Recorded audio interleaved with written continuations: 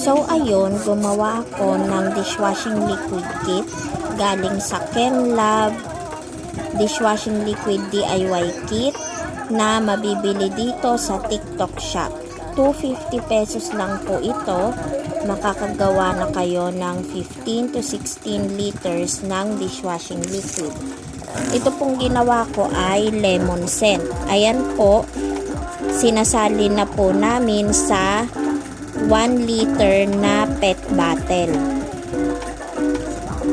Kung gusto nyo pong mag-start ng business, pwedeng po kayong bumili sa TikTok shop namin. 250 pesos lang po ito. 15 to 16 liters na po ang magagawa.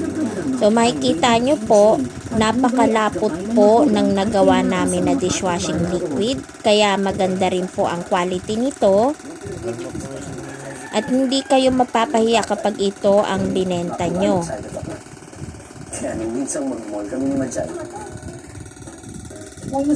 Pwede rin po itong pang personal use. Kung nagtitipid po kayo, pwede pong gumawa kayo ng sarili nyong dishwashing liquid.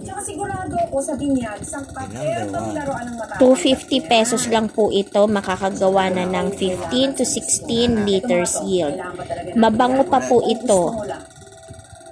Malapot, mabango, maganda ang quality, nakakatanggal ng sebo.